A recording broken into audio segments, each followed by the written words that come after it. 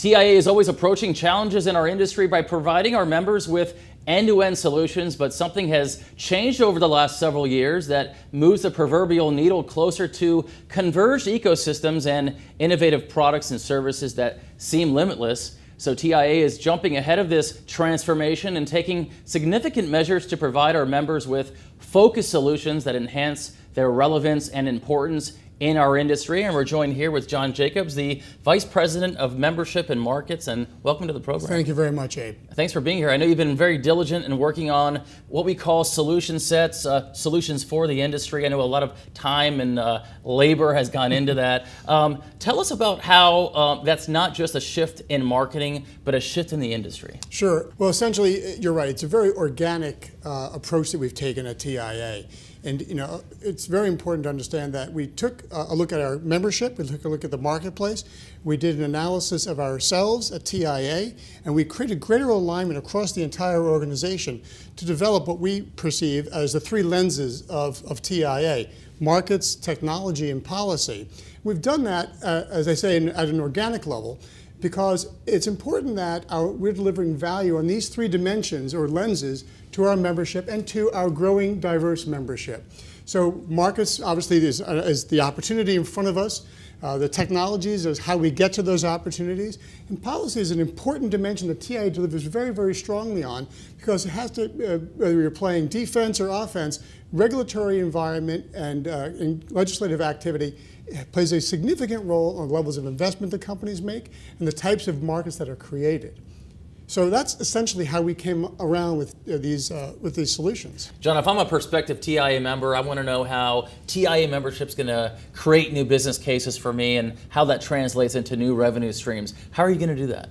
Well, I hope that's the first question that people will ask us. If you think about the construct of markets, technology, and policy, and our ability to deliver on those three dimensions, and that we've been delivering value for 90 years as a trade organization. And if you think how we take a really deep knowledge of the technologies and we marry it to our forward-leaning work in government affairs and policy, and then finally we put it together with our business development and networking activities through our networking group, then all those three elements coming together really create new value and lots of new revenue opportunities for our member organizations. John, let's try to illustrate for our viewers where the rubber meets the road, per se. Let's talk about one of these solution sets. Let's just try the Internet of Things. How do you apply that? Sure. So the Internet of Things, obviously, is a diverse set of solutions that affects many vertical industries. And if you look at the opportunity side, the market side of the Internet of Things, we're looking at a market that is going to grow annually 34% over the next 4 years. That is a significant growth curve. And when you think about, well, how does that form itself? Well, it is the ability to deliver on the technologies to these various vertical industries. Historically, ICT, the information communications technology industry, hasn't necessarily addressed a lot of these disparate vertical industries. So that's changing significantly. We're finding investments being made by enterprises across these various industries, and they're all relying on the communications ability of the technology. And that's really driving lots of changes. But we think that's the opportunity. But where's the challenge or the threat? Well, the challenge is how do we create a secure environment that is protected against cyber threats? How do we create the level of privacy that is required by many of these vertical industries? Think of healthcare as an example.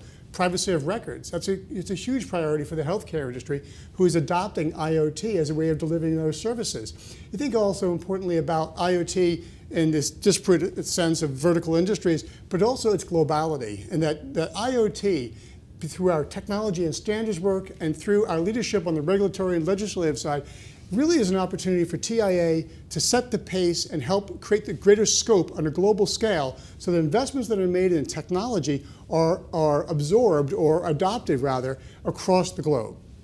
John, you said earlier that you're addressing these solution sets through the lens of markets, technology, and policy. Let's go ahead again back to the Internet of Things. Can you give us a sense of what that lens looks like through those three markets, technology, and policy? Sure, and this is actually a great example. When I said organically that we took this approach with TIA, it is absolutely the case. And you'll see that here. We talk about, again, the three dimensions or lenses of markets, technology, and policy, and then how we engage, the things that we do to deliver on these every day. And here at a detailed level are three examples of how we deliver across these dimensions of markets, technology, and policy.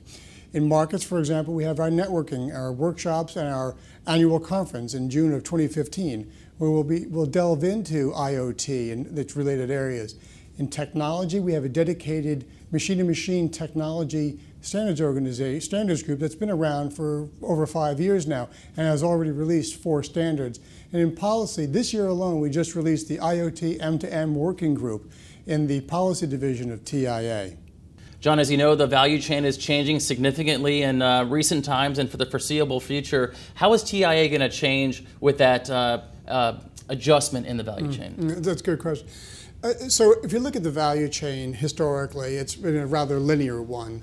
And of course, the value chain is now changing significantly. If you think of the advent of virtualized network and software-defined networking, that's having a tremendous impact on the value chain. You're seeing the marriage of software and hardware and the redefinition of products and the value of those products.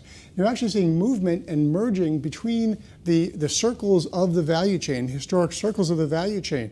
It creates new ecosystems. So it's an exciting time to be involved in ICT and to be part of this dynamic environment. At TIA, we're changing significantly as well. So if you think back again about software, we're inviting into our advisory group meetings and through our annual networking conference and even through our workshops, the players who are creating change for the overall industry. So that's an example of how TIA is working with the value chain, helping to redefine what the value chain is. We already talked about our membership base briefly. Can you just, for our viewers, let them know some of the members that we have right now and why and what we do for them? Sure. So, there's no new news here for our membership. Our members have been benefiting from markets, technology, and policy for many years. Hearing TIA speak in those terms might be new, but the fact that we've been delivering for them across these three lenses is not new. You think about major members and new members, startup members of TIA, the companies like Ericsson or Cisco or Dell, Brocade.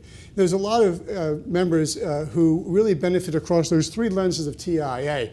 And in fact, if you think about the TI membership, as you mentioned earlier, Abe, it is a diverse membership. So we've got companies who are systems integrators, who are semiconductor manufacturers, who are subcomponent makers, major OEMs, all the way on down the value chain. So we have a diverse set of members, and we have now our ability to hone our delivery to the existing membership, but also to reach out to new segments who are themselves involved in new vertical markets, who are helping to spur on the growth of our industry.